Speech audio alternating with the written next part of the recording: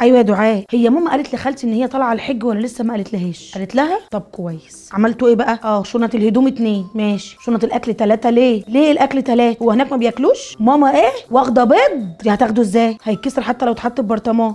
ماليه البرطمان رمل ومرشقه فيه البيض. واخده ايه حته توم مفرومه ليه؟ بابا نفسه في ملوخيه. طب ما تعمل لبابا الملوخيه هنا، لازم تطش الملوخيه هناك يا اختي.